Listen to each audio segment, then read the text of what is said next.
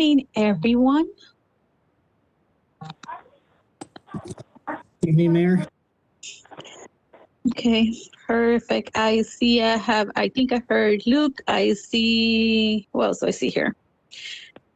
Jared and Jimmy, Mr. Kamali, and a lot of great community members as well.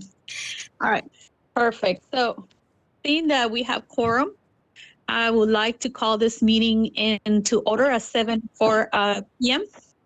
I'll do a roll call, and then our vice mayor will read the agenda into record. So Jimmy Tarlow. Agenda, 1 call to order, 2 reading letter to the community. We're doing roll call, Jimmy. Oh, I'm sorry. Okay, Here. you're here. Luke Chesek. Here. There's Sophus. I'm here. And me as mayor, so that is 4 members of council are here. So we have established quorum. Thank you guys so much. Jimmy, can you now read the agenda into record? Call to order, reading letter to the community with proposed drawings for Spring Park, public comments, adjournment. Thank you so much. Council, can we make a motion to accept the agenda as presented? So moved. Seconded. It's been properly moved and second. Any objections? Hearing that there's none, this agenda has been approved. So I want to first start by thanking everybody for being here, for members of the community. Also, a big thank you to everybody that's also been emailing us. We appreciate all the emails and to hear your thoughts. So we are going to start with reading of the community of the letter, showing the plans for Spring Park. We also have in our possessions the plans, the proposals for the arborist as well. Those will also be shown in screen so that we're all on the same page. And I ask for you guys patience as we work through the procedure of the hearing. And then we're going to open it up to the public once we've gone through the procedural stuff, and we're here to listen. Okay. So Council Member Jimmy Tarlow, Vice Mayor, can you please read the letter? And this is a letter to the community that was sent on behalf of Mayor, Council, and Little Friends for Peace. So it's a unity letter. It's not my letter. Okay. Thank you. Dear residents, we appreciate the passion which community members have come forth to provide their opinions on whether to move forward with the current redesign of Spring Park. We wanted to provide the public with clarity about what the redesign does and does not entail, provide some context as to the history of public involvement here. We also invite the public to attend a public hearing on the subject on Tuesday, January 25th at 7 p.m. to provide their opinion so we can make a final decision on whether to move forward with this project. We will follow up with the WebEx link for the meeting, but you should also be able to find the link once it is posted in the city calendar at whatever. The design. The redesign itself is limited to adding a permeable path intersecting the northern end of the park to create a cut through from Shepherd to 33rd Street. The middle of the path would be intersected by a circle labyrinth 14 feet in diameter. The labyrinth is surrounded by a 2-foot wide permeable ring, creating an 18-foot wide circle. On top of that would sit a curved wooden bench. This path, the labyrinth and benches are designed to lie only in the northern portion of the park. The spring is not impacted by this design. You can see the design in its entirety at the end of this document.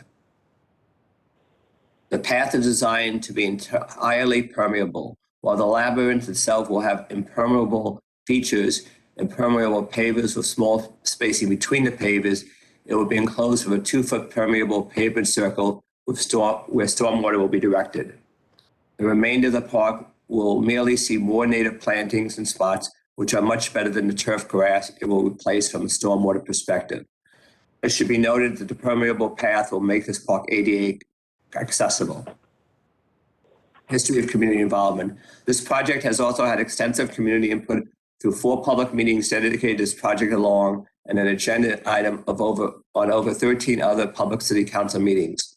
All meetings were announced in advance to the public. We encourage residents to sign up to receive notifications of public meetings through the city website. Due to some unfortunate circumstances, the COVID-19 pandemic and the emergencies it created, as well as the dependency on other schedules, there were immediately gaps in time between some of this input. Here's the background of that involvement. In late fall, early winter of 2018, this project began as a partnership between the city and a local nonprofit, Little Friends for Peace, to apply for a grant to establish a peace bus. The city was then awarded a $50,000 grant in 2019. This project has never been on any one person or group of persons. The purpose has always been to create a space honoring peace with space to gather and interact with neighbors. There were public city council meetings where this grant was discussed. On January 6, 2020, the city held a community meeting at Red Dirt Studios to see what residents would want with a redesign of the park. The meeting was scheduled by 19 people, including several of the University of Maryland Plant Science and Landscape Architecture program. Prior to this meeting, flyers were placed at each house within 1 block of the park in every direction. At this meeting, Dr. Jack Sullivan, professor of plant science and landscape architecture at UMD, held a discussion with residents as to what they would like to see done with the park. Then on March 8, 2020, a second community meeting was held at the county community room at MRPD. The meeting was attended by about a dozen residents. At that meeting, Dr. Sullivan and his graduate students presented 3 concept drawings based on discussion on January 6, and residents gravitated towards elements of 2 designs, a meandering path through the park and a circle with benches. You can watch this 1.5-hour meeting at YouTube. During this meeting, the voices of residents immediately bordering the park expressed displeasure at the scope of the project, its hardscaping elements, the potential for unwanted visitors to the park, and a general loss of space they enjoy as is.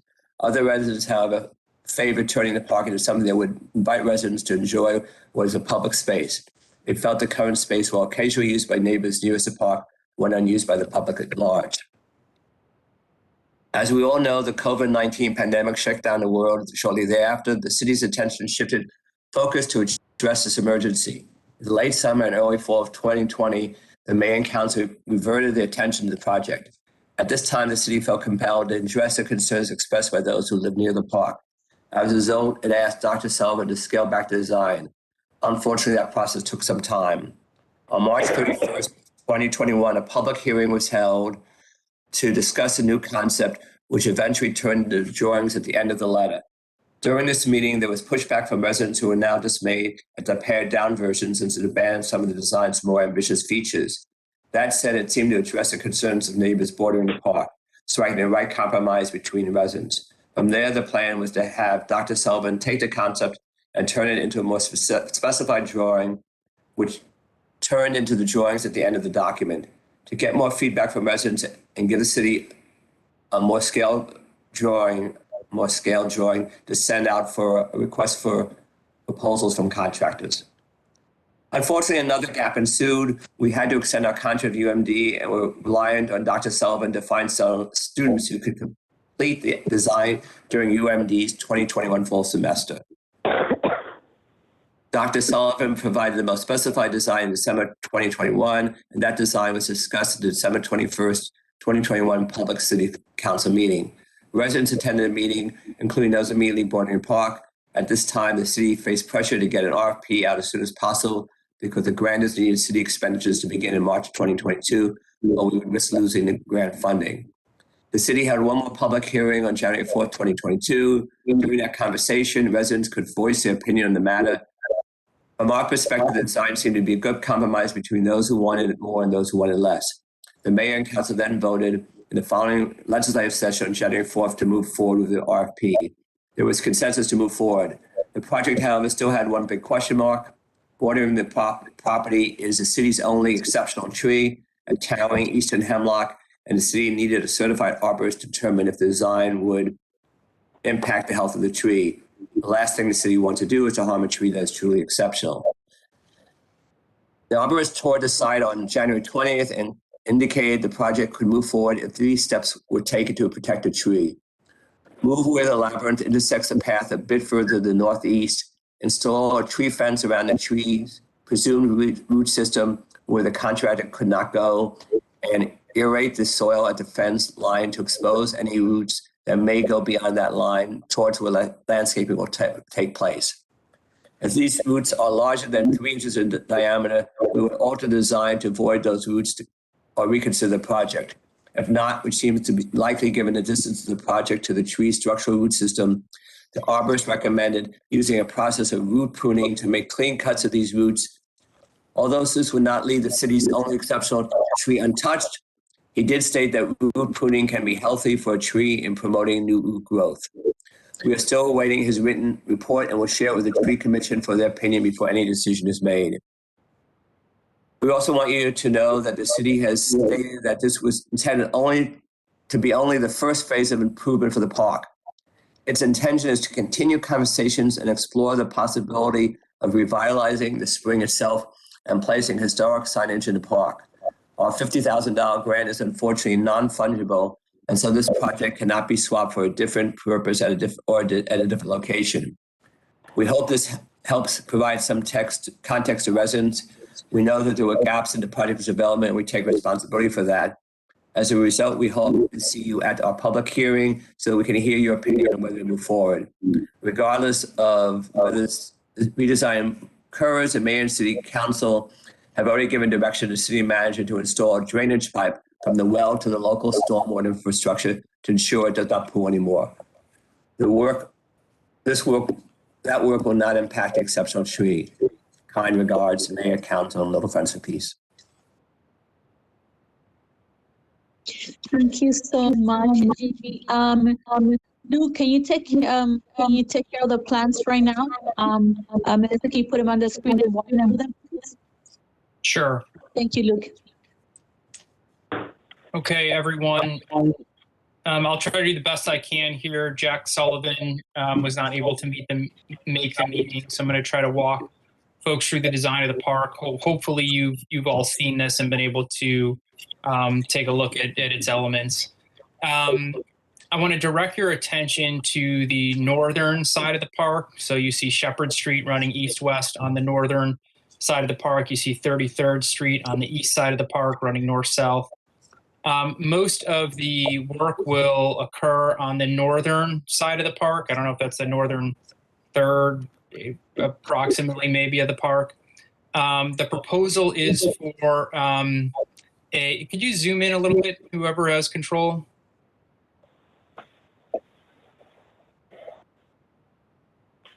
That might be a little bit too much. Oh, that works. That works, actually. That works. So you can see that there is, I wish I could sort of, whoever has control, could you move your cursor over where the proposed path is, which is the blank white space. There's no coloring to it. It's just a white space right there. You can see her cursor running through that white space. So that is where the proposal is to build a permeable pathway. And you can see intersecting that permeable pathway about halfway is the labyrinth that was discussed in our letter. So I believe that's 14 feet wide. And then surrounding that labyrinth is a 2-foot wide permeable area that will be on top of that permeable area will be the wooden bench. And then in the middle there is a labyrinth. It's a kit. It's impermeable pavers put together to form the labyrinth. And then the stormwater sort of goes down into the permeable ring, and it could go into the permeable pathway as well. The area where you see like little triangles scattered throughout, that is existing turf grass that will not be touched. That turf grass will remain. On bordering the labyrinth, you'll see a few bushes sketched out there.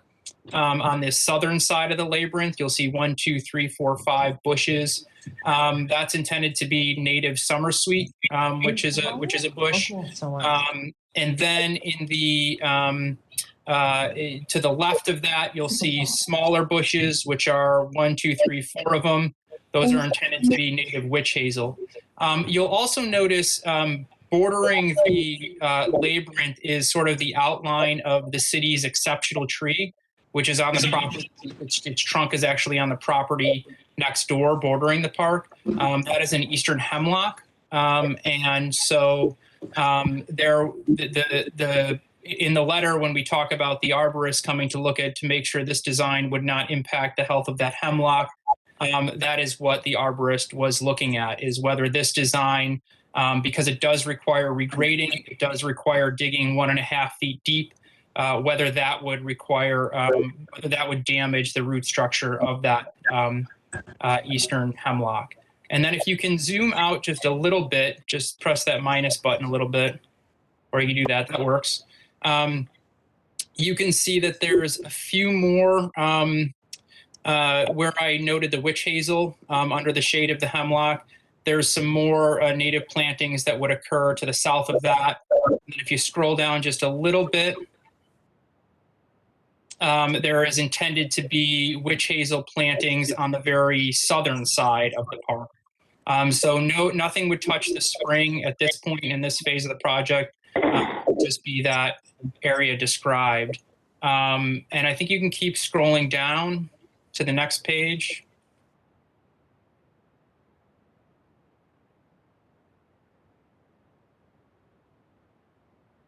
This is the existing site, and I think you can go to the next page.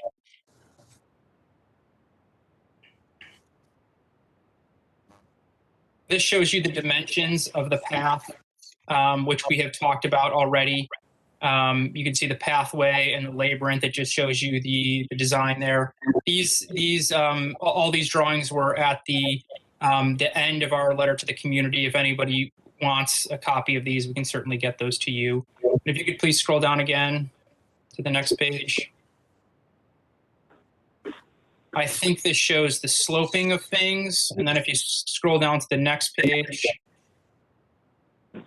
this has the specifics as to the plantings that we discussed on that first page. So the summer sweet is bordering the labyrinth, the witch hazels in the shade of the hemlock, and then there are native plantings throughout. On the left-hand side of this page, it goes through what those are. And I think that is it on the design itself, Mayor. I can open up the what the arborist has given to us as well, if you'd like. Yeah, please move on to the next step. Rocio is also here, and Mr. Kamali. Do you want the screen to be shared, Luke, so you have full control? I can certainly share that screen, and then if I get anything wrong, Rocio, I'm just going to ask you to jump in. Okay, so Melissa, can you please do a screen share so that way Luke has access to it? And okay, let me. And we're asking everybody else, please mute their mic. If not, we'll be muting your mic. We need to be, and that goes for so the whole process, including when we're having the residents speaking. So I appreciate your support on that. Okay. So this is, again, this will look very familiar to everybody. And let me hide the sidebar and let me zoom in for folks. We saw this design. This is just the design. We saw this on the last set of documents that we took you guys through.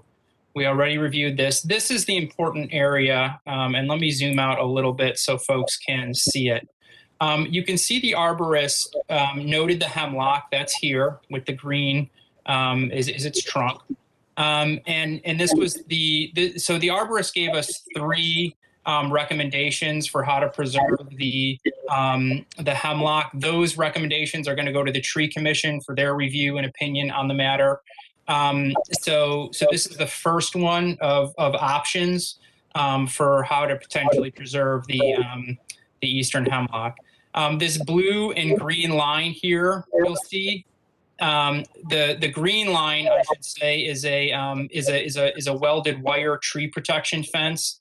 So the reason why you put that up is you make sure that the contractor can't put any of their equipment on the other side of that tree fence so it doesn't damage any of the roots.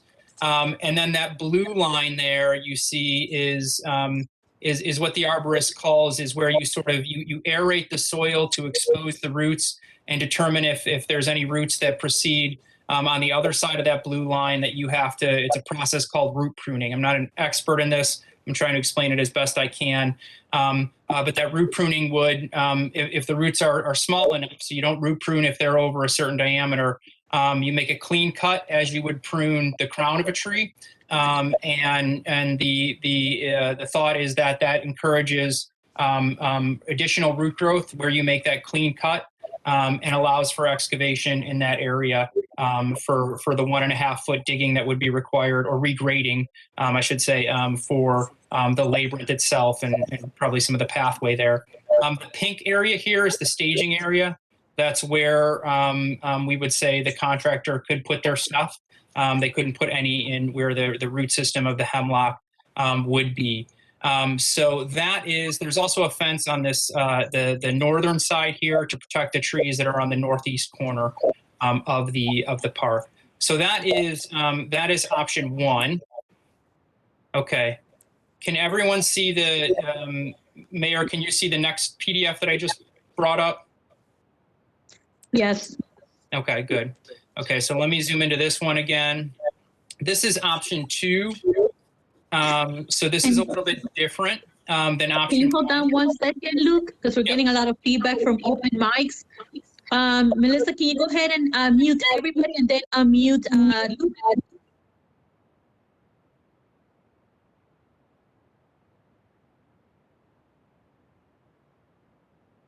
Okay, Luke, if you're on mute, go ahead. Okay. I think you can hear me. Let me know if you can't hear me. So this second option is, I think the intention here is that this would be more security in preserving the tree. The fence line would come out more. You can see it here to the edge of the crown of the tree. And I think in this design, the pathway itself might be, I'm not sure if actually the pathway is moved in here, but I think that was one of the intentions, and that might be in option 3, so I'm sorry if I'm getting this wrong. But the idea would be you'd move the fence out further, and you wouldn't allow the contractor to go anywhere on the other side here, and the aerating would occur even further out from the tree's root system to help preserve the hemlock. And I can't recall here if on this one, Rosia, do you know if it was on this plan, if this is where the path would be moved a little bit closer to where the current blue bench sits? Hi, Luke. I think it would be on the next one. Okay, the next one. Okay, perfect. Okay, so let me move to the next design. So similar sort of thing, make sure the contractor is not going anywhere near the hemlock, only the fence is pushed out forward. So this is the third option that the arborist provided us. And again, I will hide the sidebar and zoom in for folks. Here, what you see is a little bit different. Here is, I think the path movement may have been in the other one, but I could be wrong. Let me actually pull up that last one to make sure I get this right. Yeah, I think the path on this design, I went back to the one that I was showing before. This is where the path is a little bit closer to the northeast corner, and it preserves the majority of the, or I shouldn't say majority, it preserves the most potential part of the eastern hemlock. So let me go to the third one. Here we go. Sorry for flipping back and forth. So this is a different sort of model. The welded tree fence is closer to where it was in the first drawing, and there would be a temporary root matting and 6 inches of wood chips placed where this sort of peach area is located, and that would be to protect the roots. So this area would not be off limits. It would be to protect the roots, and then your aeration would occur here where this blue line is. And you would prune any roots that go beyond that line, assuming they're of a certain diameter. So those are 3 options. No option has been decided upon. These plans have not been reviewed by the Tree Commission. I believe they're having a meeting next week to discuss these plans and decide on a recommendation for the city. And that is all for this. Rosia, did I get anything wrong or misspeak or forget something that you want to add? No, Luke, you did present this very well. Thank you so much for showing this information. I do want to add on just to kind of get a clearer picture of what aerating the roots would be. So basically, what would happen, if we were to move forward, we would have myself as a roadside tree care expert on site. We would have the consultant arborist, and then of course we would hire an SSAT, which is a certified arborist, through a different contractor to use an air spade, which is basically like a tool that's used like a power washing tool, but instead of water, it's air. So it would aerate the roots. That way we can basically clear the roots for a better view of where where we can do the clean cuts of the roots. So I just want to, get that picture out there. Okay. Thank you, Rocio. No problem. Okay, I'm going to stop sharing, and Mayor, I will turn it back over to you. Thank you so much, Luke. Melissa, can you look? I know when we change presenters, the role that you have changes. Now that it's back to you, can you go to the waiting room to make sure if anybody else is waiting? So as you guys were patient, as we're moving through the presenters, the accessibility to our city clerk, it is not the same, so it's not being done purposely. We're just working through the process. Okay, I want to clarify that. And thank you, Luke. Thank you, Rocio. So those are the 3 plans from the arborist. Like we mentioned in our letter, they will be presented. The tree commission is going to take a look at them as well. And to emphasize on what Rocio said, she will be there. The arborist will be there, and obviously the tree commission, if they're there, they're welcome to come as well. Okay, and I'm pretty sure at least one of them will be there. All right, so thank you for all of that. We are, okay, let me see. So council, I'm gonna open up the floor to you guys. If you guys would like to say anything, and members of the community, we're practically down to the last bit of our part as procedure for our hearing that we need to complete.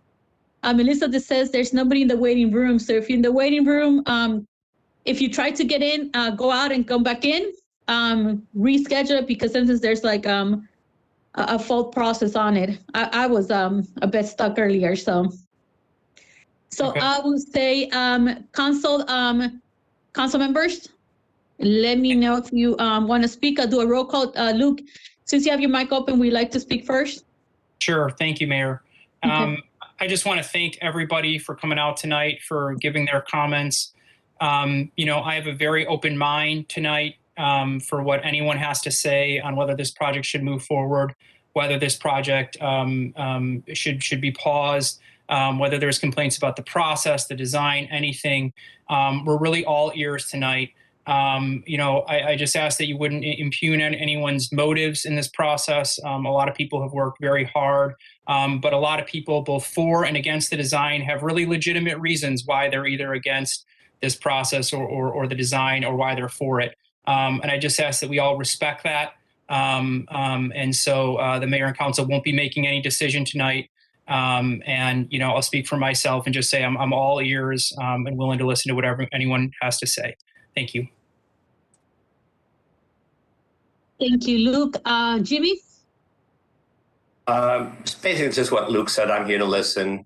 Just want to mention that after our last meeting, and there was a lot of discussion on this, the council did decide to take a step back and have another meeting so we could get more public input and more discussion before we made final decisions on what to do. So I'm here to listen. Thank you, Jimmy. And Jared? Yep, sorry about that. Yeah, no, I just want to, like Luke and Jimmy, I want to thank everyone for coming out tonight, for taking the time on a weeknight to, bring your feedback, bring your thoughts and comments. There's been a lot of dialogue, as mentioned. There's a lot of feelings, different ways about this park, about moving forward, putting pause, not moving forward at all. But I really want to appreciate. I am really happy that so many folks are this invested in the city, invested in our public space, and are coming out to let us know what your feelings are and so forth. So thank you again. I'm really looking forward to hearing everyone's feedback tonight. Thank you. Thank you, Jared. We also have MJ here. MJ, I will open the floor to you as well if you want to add anything. Hi, it's Jerry. I will get MJ now. Thank you so much, Jerry. Sure.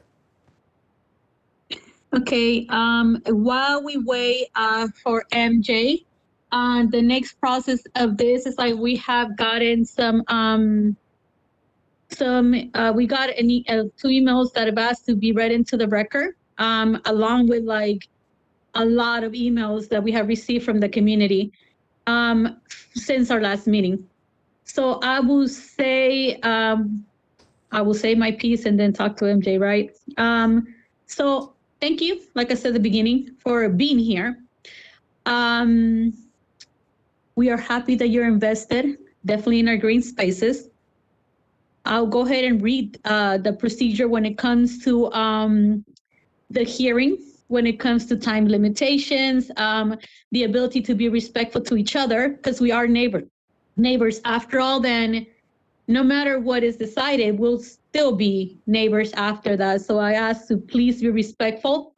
I ask for anybody that is called to respect the time, but everybody else that's waiting to speak to also have their mics closed to allow the person speaking to have their time. All right, and regarding to this meeting, I'm here to listen. That's the reason why we call upon this meeting. Okay, so saying that, Melissa, can you do me a favor? Can you put the agenda speaker information up on the screen for me to read?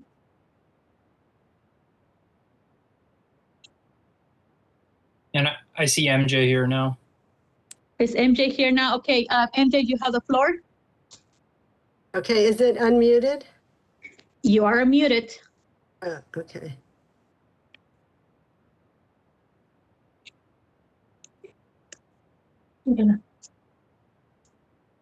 Go ahead, MJ.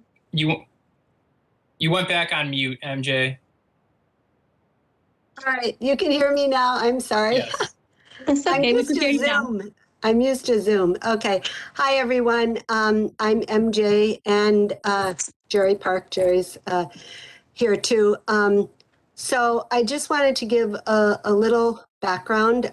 We are the co-founders and directors of Little Friends for Peace.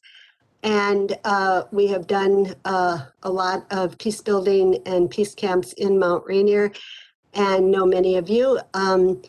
We were approached by Shivali with this project, and very much see peace parks, peace spaces as a part of the work of helping create safe places for people to come. As we looked into the grant, our goal was to join Mount Rainier in helping continue the beautiful work of creating green spaces and to create welcoming spaces where people can come and to actually get closer to the earth and the beauty of trees, and to build community as they have conversation, as they get to know one another and be together. The work that we have done with creating peace parks has been around the more you invite people into peace spaces, they actually become more peaceful, and that it helps to bring that energy and spirit into an environment. And again, just to share that we agreed to be the nonprofit to move this project forward with the goal of making it a community space with community involvement, community engagement, and community preparation for it. And I think that as we dialogue tonight, seeing that those steps were taken, and Little Friends for Peace believes in a holistic process. And again, I just want to go on record to say that our goal is not in any way to destroy green spaces or to not be considerate of people in the community, but rather the opposite. And so again, Little Friends for Peace is the nonprofit that agreed to help move this project forward, considering all those steps would be taken. So thank you. Thank you, MJ, for your words.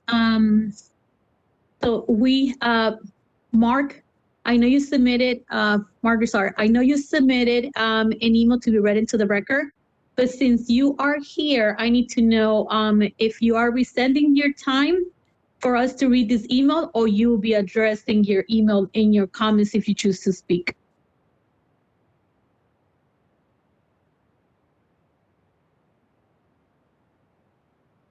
Am I on? Yes, you are, Mark.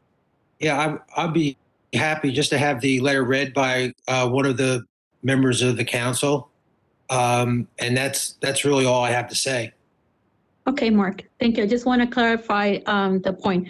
All right, so we have 2 emails that are going to be read into the record from our city clerk. Melissa, can you please read the 2 emails into the record?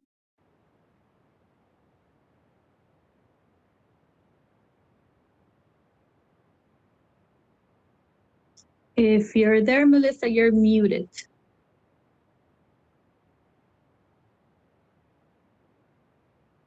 All right, give me 1 second. I'll forward you the information. Luke, do you have any of the emails available in front of you? I think I can get them pretty quickly. The one from Mark and the one from Merrick. Yeah, can you get them for me? Okay, hold on. So in the meantime, I put in the chat the basic rules. I'll read through them while Luke is finding these emails. So the rules are, please sign up to speak on the chat. When you do, write your name, because not all of you guys have your real name on your tag. So therefore, it doesn't allow for me to call upon you. All right, so put your name, your block number. When you are on the mic, you have 3 minutes. We will not interrupt your time. We ask everybody else that is in the call to please silence their mic so that we're respectful to the speaker. Whether you agree or disagree with them, please be respectful to the speakers. And to the speakers, please make sure you are you stay within the frame of your time. And once we call time, that is it. So I have opened up. So put your name and address on it, and I'll call you as I see you on the chat. Okay. So Mayor, I have the emails open if you want me to read them. thank you, Luke. Can you go ahead and read them? And thank you for those that are signing up already to speak. Go ahead. Okay. The first one I will read is from Mark. You just heard from Mark's voice there. Dear Mayor, Council, and neighbors, I've been critical of important aspects of the park project, but I want to make one thing clear. It is most important that we proceed with the plans as currently conceived. Here in brief is my reasoning.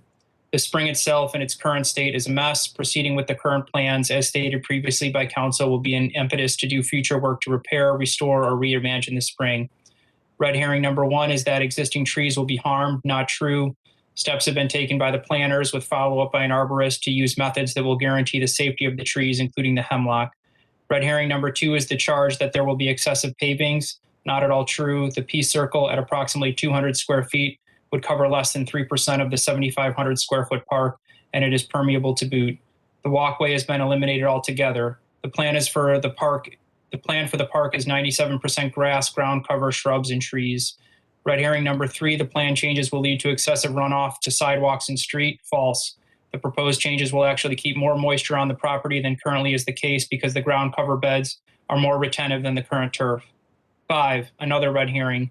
Comparing Spring Park to Gazebo Park, they are so different. Spring Park at ground level is completely open and visible from all directions. The gazebo is closed off, private, and elevated from street level. The proposed Spring Park plan does not nurture nefarious doings. 6, much of the negative listserv chatter, well heartfelt, is based on erroneous or misleading characterizations of the park plans. 7, the value of the park becoming a welcoming space extends to and serves the entire community, many people who deserve to have a pleasant visual landmark or a spot to just stop and sit a while. 8, the proposed plan is so completely modest that to oppose it is to say that the city should have no hand in shaping our open spaces at all, no input for making welcoming spaces for the community. Having been involved in trying to get something to happen at Spring Park for some 35 years, I do urge Mayor and Council to do the right thing here and proceed with the current plan. Mark Rassar, resident since 1979, 30th and Shepherd Streets. And then the letter from Marek, Mayor and Council, I can't attend your next meeting on Spring Park, but here are my thoughts. I walked into Spring Park today. It looks sad. This spring, if you can even call it that, looks like a stack of old bricks. If someone doesn't catch, I just have to read this. If someone doesn't catch Zika in the puddle of standing water inside of this well, a child will eventually fall into it. Your peace circle design looks delightful. And better yet, someone else is paying for it. The number of meetings and community discussions you held is more than enough time to gather input about this sad park. It's about time someone began building nice things in this town, and I, for one, do not want the reactions by a few to prevent the many from having nice things. Mark, 3100 block of Upshur. Thank you so much. I wanted to address one more thing. So after everybody, the various people go the round one to speak on put their name on the chat, we are going to be asking for any input for anybody that's on the phone to make sure we take that in consideration. They don't have access to the chat, followed by Facebook. Okay. So on the speaker list, I am typing right now who I have. If I miss somebody in the order, I apologize ahead of time. So the current speaker I have Thomas C., Danielle C., Ayelet, Hillary, John, Katie, Emily, and Nicole for this round of speakers. Okay. So saying that, let me look at my notes to make sure I follow all the procedures that I need to. Okay. All right. So at this moment, as part of the meeting, the hearing is open also to the community. So first speaker we have is Thomas D. Go ahead, Thomas, the floor is yours. Hello, you'll hear me? Hello? We could hear you. Go ahead. You can? Yes, we can. Okay. Hi, my name is Thomas. I live 3 blocks from Spring Park, and I'm speaking here today to express my support for the current plan for Spring Park and for the city to move forward with this as planned. While I admit that I do not know the minute details of every single thing, every single tree, every single bush that will be touched in the plan changes, I do know, and I have known for a fact that the city has been planning on developing that park for several years now. In other words, this plan and its timeline have not been something that is new to me. As a Mount Rainier resident with children, we like to take walks. We enjoy having our children play in the parks that we come across, and adding Spring Park to this reserve is exactly what we as parents of currently young and later older children will need. And I'll give an example of why I feel the city should continue with the development as planned.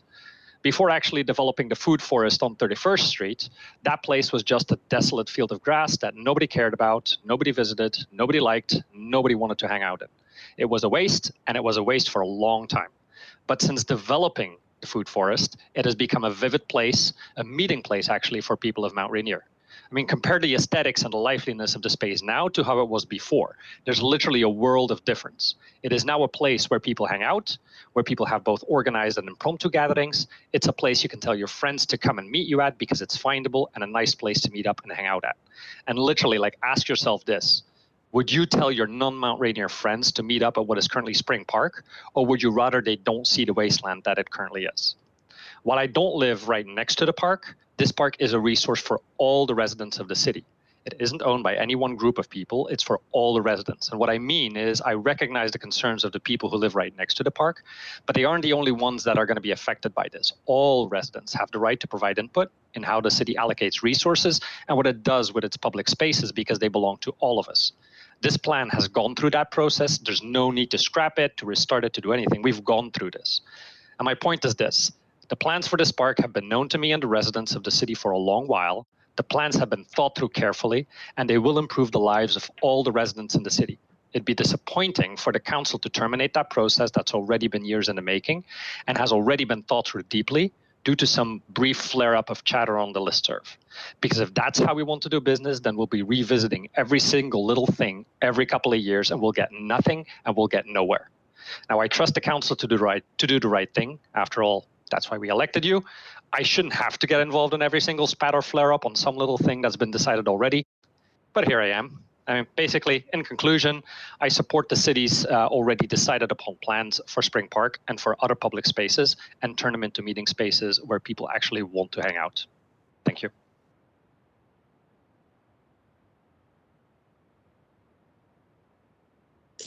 Thank you so much. Following Thomas, we have Danielle Carter. You're next on the list. Okay, hi. And I'm speaking as a resident and not from the Recreation Committee, though I will mention them, so I only get 3 minutes. Thank you, Danielle. Okay, as a resident directly diagonal from the park, I cannot tell you how excited I was when I sat there at the council meeting back in 2018 and heard how the plan for the Peace Park that was originally going to be over by Eastern Avenue was being scrapped and Spring Park was then being considered. Since we moved in here 11 years ago, Spring Park has been nothing more than, to borrow the term of another person, a desolate wasteland. It is uninviting, and we didn't even realize that it actually was a park until 2018. We have followed the meetings, gone to the meetings, read all the emails, been involved in it from the beginning, including I was even at the meeting back in March of 2020. Very excited, very invested in it. Everyone who was going to be in, everyone in the city was notified at these meetings. Those who didn't come, they weren't interested. It's not like it was a secret. It wasn't a secret. It was being chattered about all over the place. So when I hear people say that they had no idea that this was even happening, that I just cannot conceive that. It doesn't make sense to me.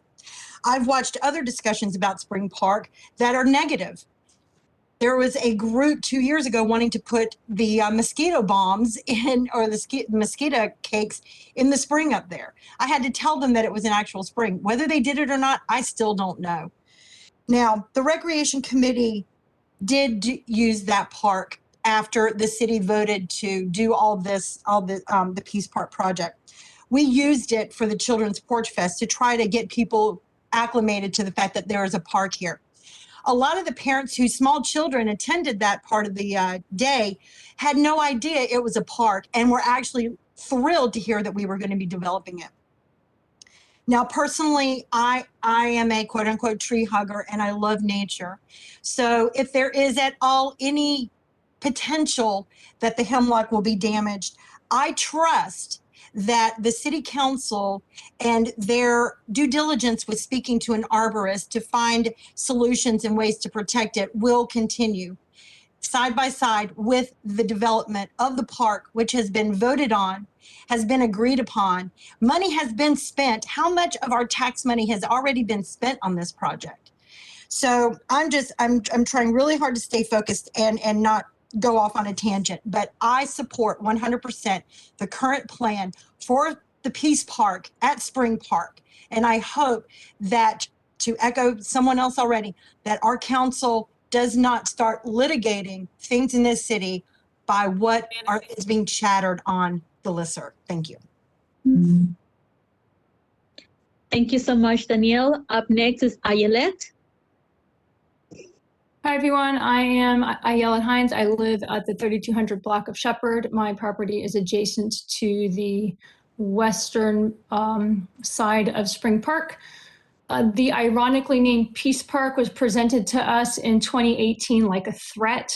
If we didn't get on board with a paved spiral, the concept for which was already developed, we'd end up with a parking lot next door. Any attempt to portray some collaborative process here is dishonest or uninformed. I quote from the email I got on December 10th, 2018, after the plan was developed, quote, "You may prefer a parking lot or bike rack. given how close it is to a variety of things that would make a perfect municipal parking lot that could accommodate Joe's, Red Dirt, and other nearby businesses, as well as being near bus routes in the emergency route in our city. I've seen different iterations of the design, and some had elements that most people could get behind, like permeable paths and native plant beds. How the plan has become concrete pavers on a leveled hillside next to giant prized trees, I'm not sure. Why can't we leave the grading as is? Why can't we leave the tree's water source as is? This plan gambles with trees that are on my property. The only tree in the city with exceptional designation is one of them. I'm told that changing the grade shouldn't hurt the tree's roots. It probably won't. Paving over a sizable swath of a tiny park might interfere with the tree's water, but maybe it won't. It might kill the trees, but who really cares? Because most people don't interact with the trees every day. Well, I do.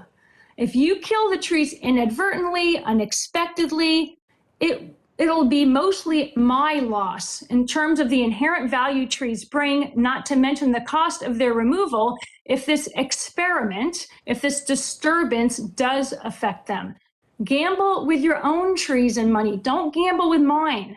The tree assessment was only done at the 11th hour because we insisted on it earlier this month, not because great care has been taken since the inception of this plan. And there still has not been a water runoff assessment done. I oppose this design of this plan, not because I oppose any plan. There are a bunch of different ways this could go that the adjacent neighbors would get on board with, but the undemocratic process with which this whole thing was conceived is not the way to create harmony or a peaceful space in this neighborhood.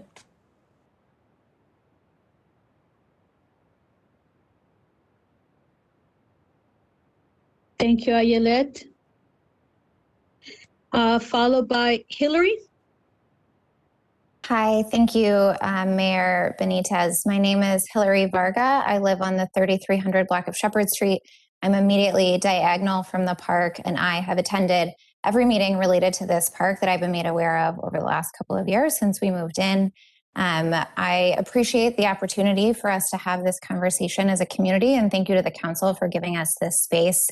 I do want to align myself with the comments of Ayelet, especially that the immediate neighbors of the park do want something to happen in this space, and we are not opposed to anything happening in this space, but rather what happens and how we go about it as a community is something I think that we should talk about. I've read through the grant and the scope of work from Little Friends for Peace at length. I would really encourage others to do so if you haven't already. I know there were a number of comments in recent meetings that the grant was not available for people to see, or that certain elements were or were not included in the grant. But having spent some time with it, the grant clearly includes reactivating and restoring the well as part of the grant. It also includes adding signage on the historic nature of the well. In fact, it even says that there was research done on vendors that would support restoring the well, and that the plan was in place fully but for the funding. This was also then reiterated in the extension that was filed in February of 2021 by the city. So clearly there was momentum behind restoring the well as part of the grant process. This also was discussed in the March 2021 meeting. From the conversations and feedback I've seen on this project, while there is some support for the labyrinth, which we've seen in some of the comments so far, there have also been a number of concerns raised, which we've heard in the comments so far, and certainly have seen in some of the other public discussions, including at recent meetings, whether those are environmental, safety, budgetary, but there has been strong community backing for restoring the historic well. I would say broad and strong community backing for this. I know that there have been issues of funding raised and funding limitations in the past, but the grant language itself actually budgets restoring the well as cheaper than installing the labyrinth.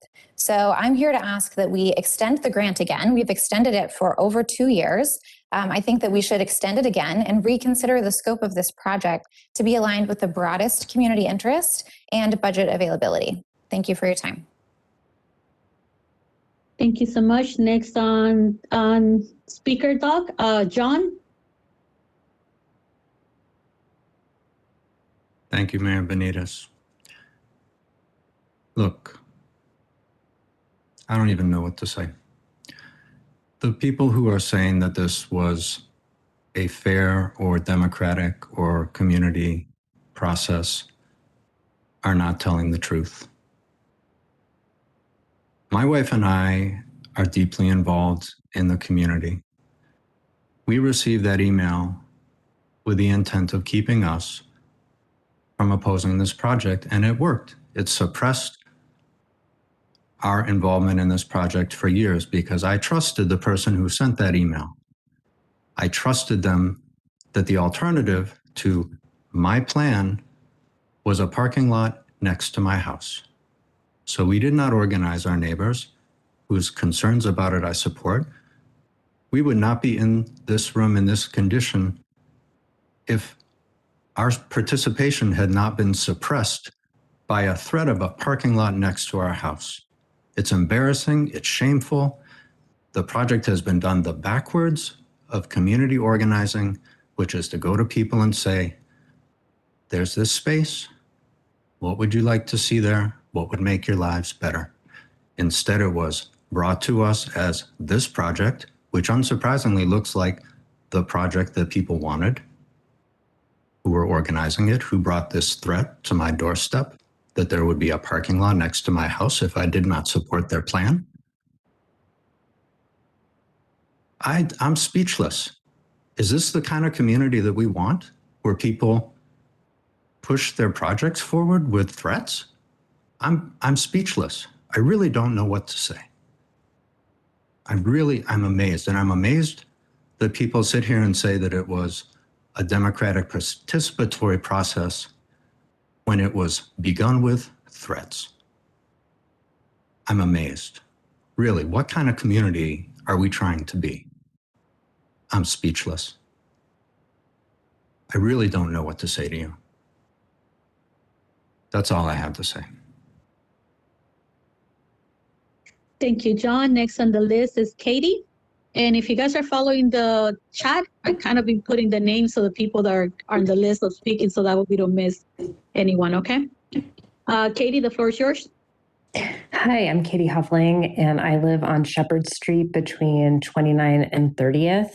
And I have to admit, I haven't been following this super closely, but I did get all of the emails about the different plans and had been following that and had thought that things were moving along, very well. And, as somebody that lives right down the street from the park, we need to do something with it. It's not a usable space as it is. I don't want, there is a park bench there, but I don't want to sit there. And it's not a place that welcomes folks in and builds community. And I think from hearing other folks tonight, there is such an amazing potential to build community around that spot. And I have to say, when I first moved to Mount Rainier, a few months after I moved in, all of a sudden there was this sound of marching bands. And I was like, what is going on? Like it was the middle of the afternoon, like a beautiful spring day.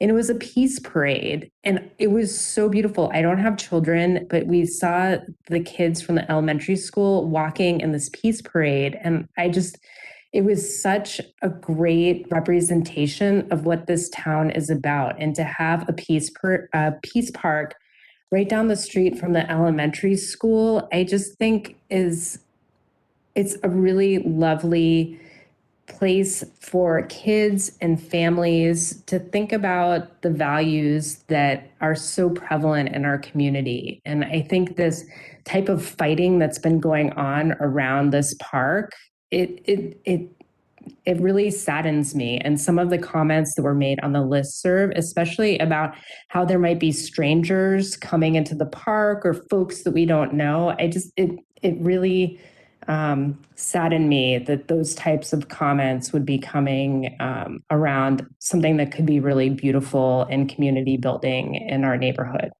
Thank you.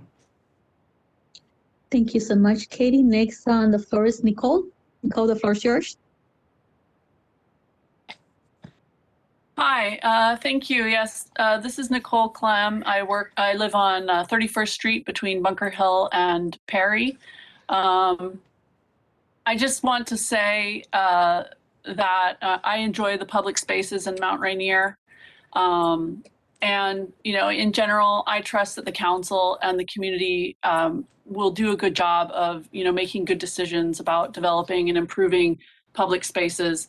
You know, the gazebo park on Bunker Hill, the food forest, these are all relatively recent examples of improvements that have really increased, you know, my quality of life in Mount Rainier. And for the most part, I think that the council and community all support stormwater management, mosquito abatement, preserving trees, and honoring our local history. And so I trust that, you know, whatever is installed at Spring Park will be done with those concepts in mind, and as well as with great respect for the neighbors adjacent to the property. I have heard that the land for Spring Park was gifted to the city in the early 1900s, and that longtime residents have observed it languishing for more than 40 years. You know, sometimes overgrown and spawning mosquitoes. And I know that there's been perhaps not the best process in place for getting input from people, and it pains me as well that some of my neighbors that I care very much about are very deeply upset about this process. But I just want to say that I wouldn't want this tricky process that has been going on to prevent the city from continuing to develop parks. And while the current plans may not be perfect, I really hope that we don't wait another 40 years to develop Spring Park, and just get started on it. But of course, you know, I trust that council and our community will ultimately, you know, make something at Spring Park that will be acceptable to all of us, reflecting all our values, and with respect to the neighbors. Thank you. Thank you so much. And Emily, my deepest apology. When I delete and paste, I misspaced. So Emily, the floor is yours, and please accept my apology. No problem at all. Good evening, everyone. My name is Emily Varga, and I live at the 3300 block of Shepherd Street, directly next to the park. Thank you to the council for creating space for this dialogue. You know, while there's been some healthy debate on the project details, certainly the process, I think we all agree that there needs to be additional interest, investment, and restoration of Spring Park. My question is in regards to the matching funds. Based on the original grant, there was roughly 1-to-1 matching funds, both cash and in kind, coming from the city of Mount Rainier. In our last meeting on Spring Park, there was great emphasis on the lack of flexibility for the use of the grant. And for that reason, the restoration and preservation of the historic spring well was removed from the scope of work. And to be honest, for me, this felt like a bait and switch. This is my 4th meeting on Spring Park, and I have yet to hear overwhelming support for the labyrinth itself. What I'm actually hearing from my neighbors is a passionate plea for minimal disruption of the park while still respecting and preserving its unique history. I would like to request greater transparency from the council on the amount and on the flexibility of resources coming from the city, and whether those can be allocated to the restoration of the well. Thank you. Thank you, Emily. Next speaker is Mary Lee. Hi, yes, thank you. I'm here just to make a few comments on behalf of the Tree Commission, and talk a little bit about the Tree Commission's role and the exceptional tree. So just a few elements of the Urban Forest Code, Chapter 12B, that I wanted to highlight, because I think one of the things I just want to clarify is one of the points that was mentioned earlier, I think when you're reading the letter, is that the arborist toured the site and indicated the project could move forward if 3 steps were taken to protect the tree. But there's actually specific language in the code about the process. And first, I wanted to just articulate the Tree Commission's role here that's relevant to this discussion. The first part of our relevancy here is that we have a role to review the preliminary tree permit application decisions for exceptional trees, and we address any appeals of those tree assessments and permit decisions for private property trees. And then we also have a role to advise the city manager and council on tree actions. Now, because we have an exceptional tree on private property in the project area, there are special protections in the code and processes and steps that must be followed that I haven't heard articulated tonight. So we have some plans that have been shared, and I'm happy that the city has engaged our consulting arborist on this process, and we have some options.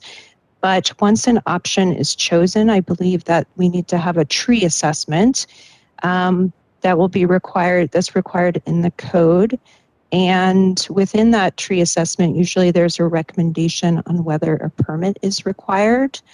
And then that is kind of triggers under a particular section of the code. The assessment needs to be provided to the owner of the property on which an exceptional or private property tree grows. And then they have an opportunity to make an appeal to the tree commission, and then we can make a decision on behalf of the city, and that decision is final.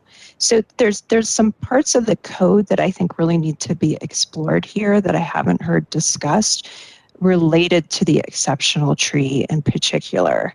And so my question really to the city is the process after we've seen the different designs here tonight, and it sounds like you're asking the tree commission to make a recommendation, but I'm not quite clear what happens next with the tree assessment. So that is just a point of clarification that I think we need to figure out really quickly. And then I do want to highlight that we do have a tree commission meeting that's been regularly scheduled for some time on Monday, January 31st at 7:30 p.m. We do have this park project on the agenda, and the consulting arborist will be attending. About 3 minutes. So we do have an opportunity to ask questions, and the public is invited to that if they'd like to attend. Make sure we're respecting the time. So wrap it up. There's a tree commission meeting on Monday. Information's in the city website. Now you could email. It said trees. Give me the email, Mary Lee. It said trees at I'll type it in the chat. Thank you, Mary Lee. All right. And so I got a couple questions regarding, is there still time? Yeah, there's still time. We're here to listen.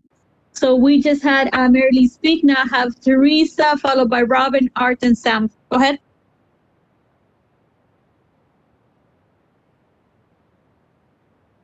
Teresa, the floor is yours.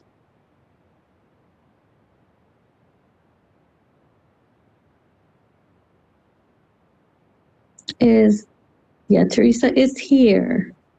Teresa, if you're speaking, we cannot hear you.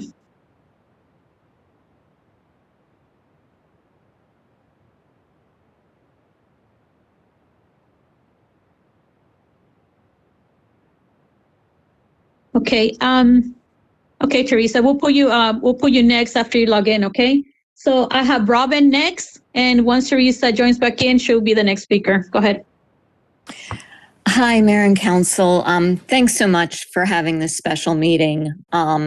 We really appreciate being able to weigh in again. And my comments are more about the process rather than the design. I understand that the open letter from council stressed that there were public meetings, but the community meetings happened after the grant was written with the defined scope of work. And up till this point, what I was told was that this defined scope of work was a labyrinth in a peace circle. And, I know everybody's put a ton of work into this. I have no doubt that everybody had the best intentions. I know Little Friends of Peace have done so much for this community. But I just feel like the neighbors adjacent to the park should have had an opportunity up front first to weigh in on this design, because they're going to be the ones most impacted by it. I haven't weighed in on the design up to this point because I don't live near the park. And since I have 3 minutes, I'm going to go ahead and do that. While I'm not opposed to the idea of a peace park or even a labyrinth somewhere in the city, the labyrinth in particular seems to not be suited for either the grade or the size of this lot. I mean, it's a small lot and a 14-foot labyrinth. You'll be walking on that thing, you know, might take you 30 seconds. Maybe there's another place we could put that labyrinth. Overwhelmingly, neighbors seem to want a plan that paid homage to the spring in Spring Park and its history, if not restoration of the spring or the well. I wasn't even aware until tonight that restoration of the well and signing were part of the grant. So personally, I would really love to see that happen, as well as I'm sure a lot of neighbors. I'd be in favor of scrapping the labyrinth idea because we wouldn't have to scale, you know, we wouldn't have to grade the land and possibly damage tree roots. And instead put that money towards restoration of the well and signing. Thanks again. And I'm hoping in the future that maybe we can come up with some ideas for process, you know, similar to what Parks and Recreation does. The PG County Parks, you know, you have to inform your neighbors first before any plan for input up front. So I would like to see more dialogue in the future. And thanks so much. Thank you, Robin. Teresa, are you here? Okay, so I'm gonna ask Art to be our next speaker, and then I'll continue putting Teresa in the front of the line until she joins to save her spot. Art, the floor is yours. Hi, this is Art Silverman. Can you hear me? We could hear you. Go ahead. Thank you. I live in the 3200 block of Shepherd, near the tree and the park. And, you know, the thing that strikes me most about this is that the park is Spring Park, and the spring is central to the whole identity. And you know, I went back and looked at the article from the Hyattsville Wire from a few years ago and realized that, you know, Mount Rainier wouldn't have been developed in the first place when and where it was if it weren't for the existence of this spring, because although there was electricity at the turn of the 20th century when Mount Rainier first sprung up, there was no water. You know, we weren't tapped into city water, and this spring and drawing water from the spring was in fact how people were able to settle.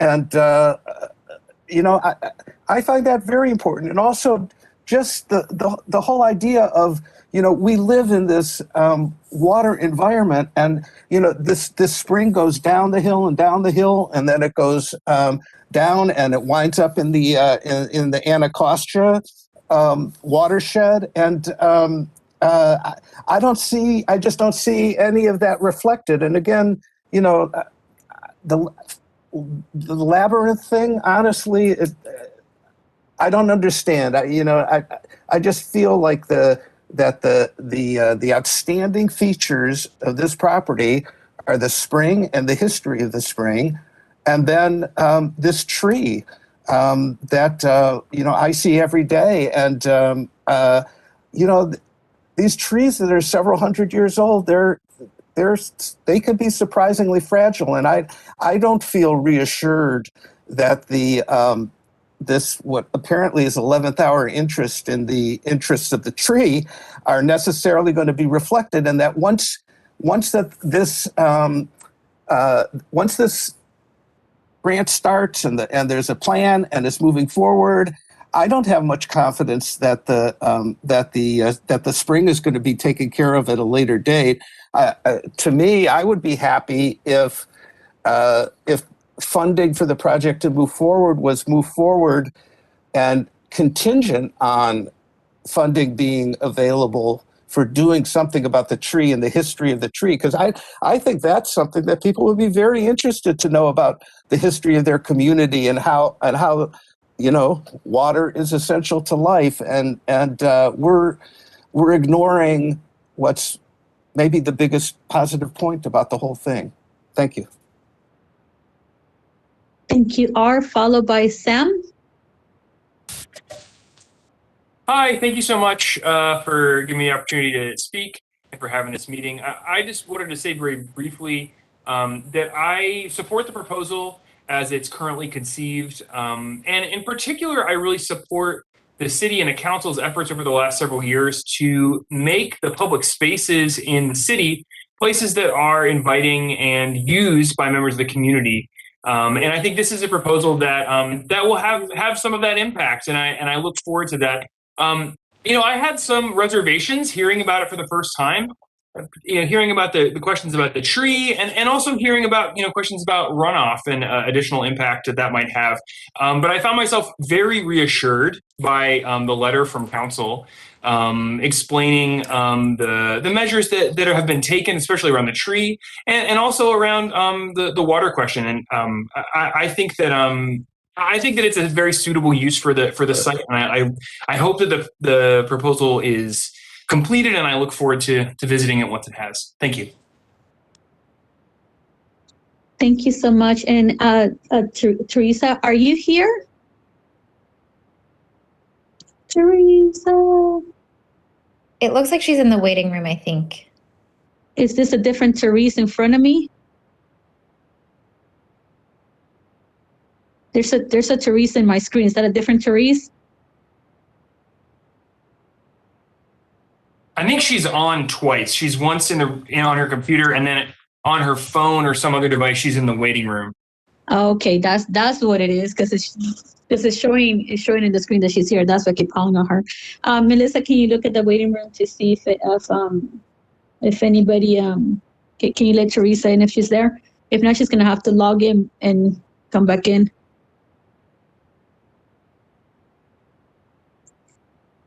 Okay, while we wait on Teresa, she might have to log back in. Is there anybody that is on a phone connection that would like to speak?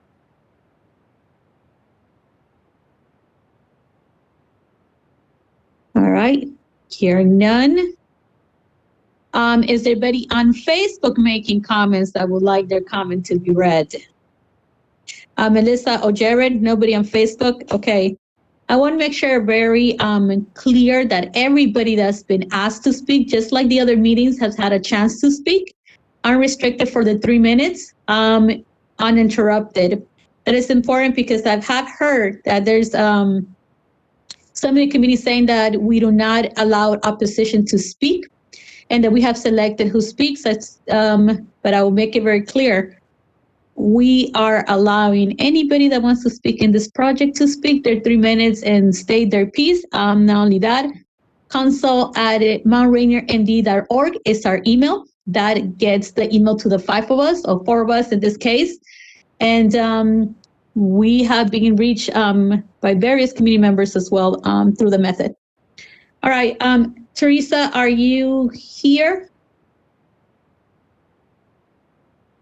And is anybody else would like to speak? This is your chance as we are closing down. Melissa, are you raising your hand? Go ahead. City Clerk? Oh, you're good? Okay. All right.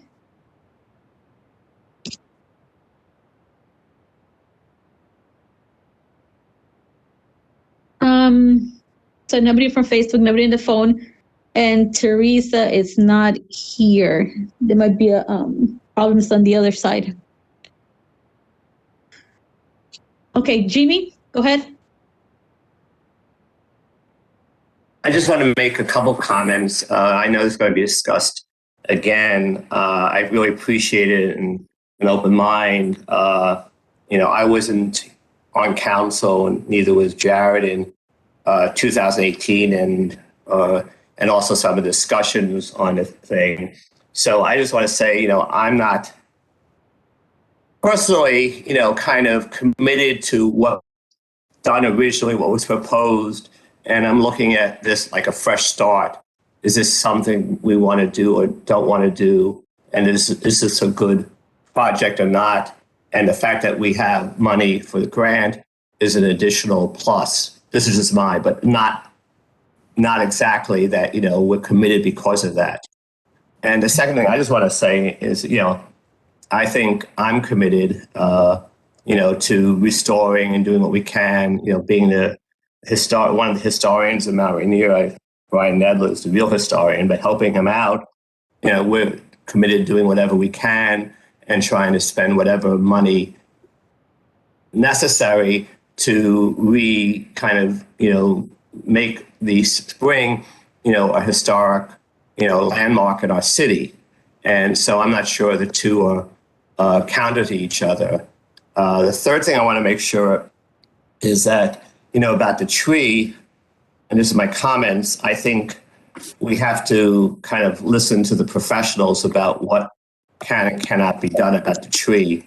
It's a wonderful part of our city and it should not be tampered with and should not be threatened. But I think we actually at some point have to listen to the professionals about what can and cannot be done. There is an appeal process to making sure that can be appealed, but I'm still open and thinking about it. And people are raising. I haven't got a good sense of what, other than that we should do something with the spring, which is kind of going to be a major investment. What are the other proposals out there? This is my comments, and we'll talk more at the, what I'm hearing from the thing. I just want to make those points. Thank you, Mayor. Mayor. Can you hold down one second? Hello? Mayor, this is Luke. I've got Teresa on the phone, so I can just put my phone on speaker and give her the floor so she gets her time to speak. Thank you so much, Luke. Teresa, the floor is yours. Go ahead, Teresa. All right. This is Teresa Nemo, and I've lived here for 40 years. Years ago, when Steve Rogers was on the council, he was doing his graduate work on his thesis on the history of Mount Rainier, or this area maybe of PG County.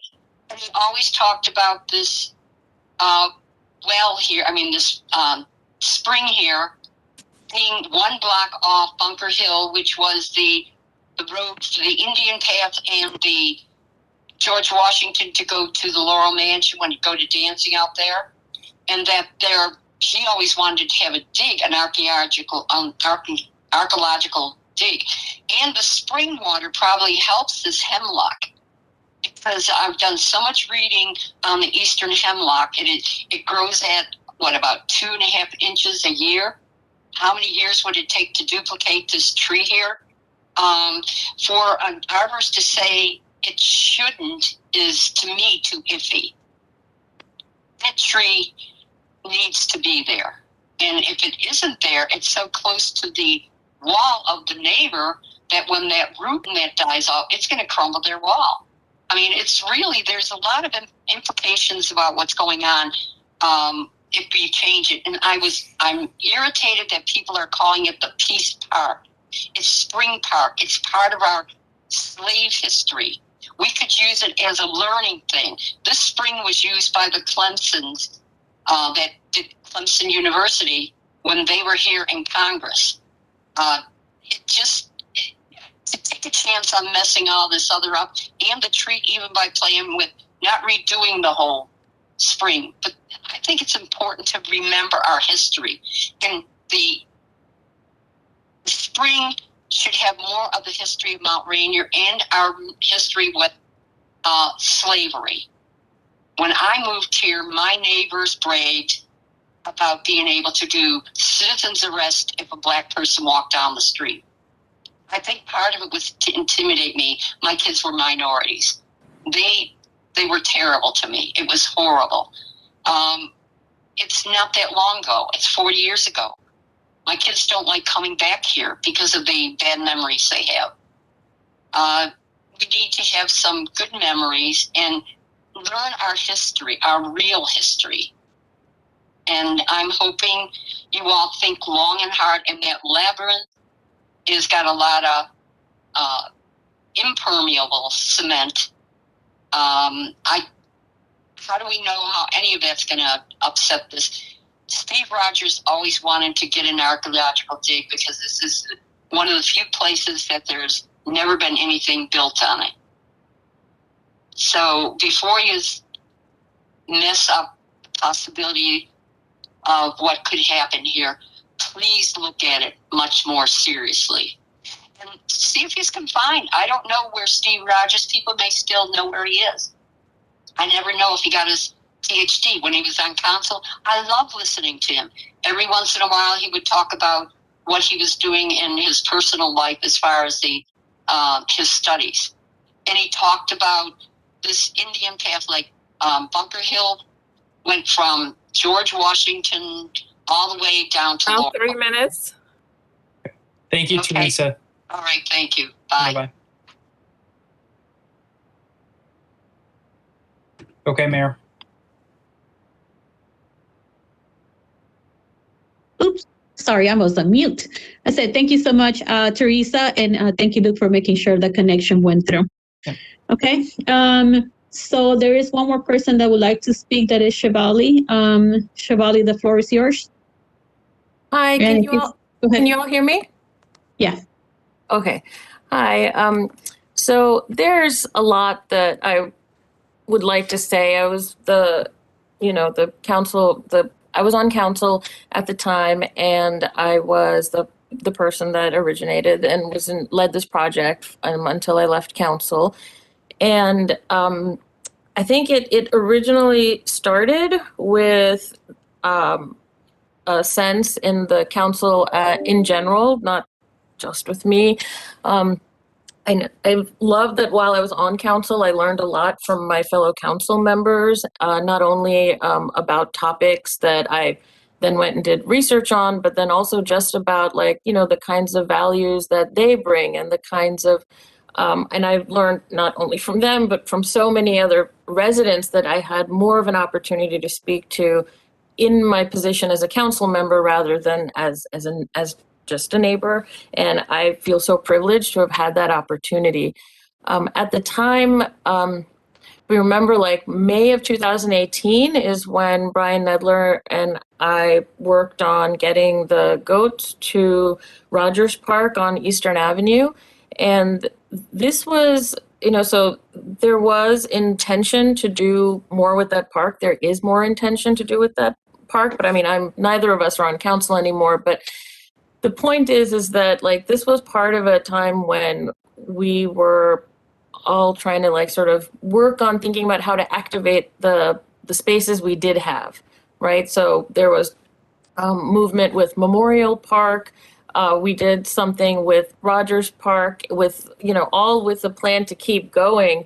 But some of these things always take a sort of sidestep them a bit when crises occur, when the day-to-day functioning of the council and of the city come first. So these, I know for those that feel the work on the spring is just sort of a pipe dream, I think that there's enough interest and commitment from from the residents as well as from, people on council. I mean, again, I don't speak for council, I'm saying, but I believe them to feel that there's enough commitment for moving forward with in the future, looking at what can be done with the spring. I wanted to read just parts of I'm happy to forward that this whole email, but before the grant for this project was applied for, I had done canvassing in the neighborhood, both in one direction, one block in each direction around the park. Hillary and Emily, I know that, you guys 3 moved minutes. in. Sorry? Minutes. I'm sorry, I didn't hear you. Your 3 minutes are up, so just wrap up your sentence. Okay, well, sorry. I didn't get a chance to finish. I didn't get a chance to read the part of the letter, but there was extensive canvassing of the area prior to applying for the grant, and most people, except with the exception of John and Ayelet, who did not want a labyrinth, most people were either neutral towards the labyrinth and were just happy that the space was being activated, or they were unaware that space was a public space, but I'm happy to share more about that canvassing process and the email that I sent to Spring Park neighbors. Feel free to contact me offline. Thank you so much, Shivali.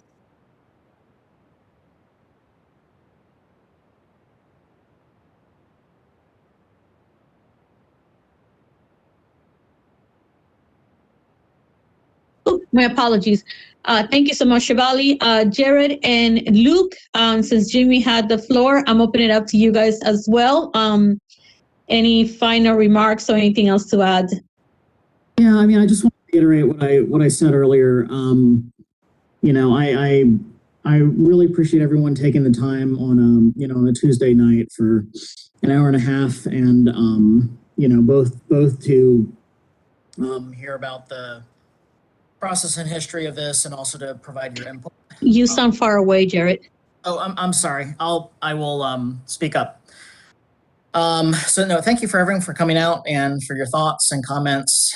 Like Jimmy said, and like Jimmy, I wasn't on council at the time this project was conceived and initially planned. So, I'm also going into this with an open mind. I'm looking at, and hearing folks' feedback and thoughts and reflections on this public space, what it could possibly be, what form that takes, and how the various aspects of it are conceptualized and memorialized and so forth. So again, thank you everyone for coming out, for taking the time, for and just the thoughtfulness and the thoroughness of your comments. It really makes me happy to be in a city where folks really care this much and are willing to spend time on something in their community. So thank you again. Thank you so much, Jared. Luke, the floor is yours. Thank you, Mayor. I just appreciate everybody coming out tonight, making their comments heard. It's obviously a lot to think about here. And I appreciate everyone getting your comments together, especially, Mary Lee on the tree commission. I'm going to send the tree commission an email later to just have you get with the city manager on what the process should be. And hopefully we can get Brian Nedler back for some free work on how best this should work here, because I think he was the author of that part of the code. I know there was one question about the funding and what the city has paid for. I don't know exactly what is left, if anything, in the amount the city put forward for this as a match.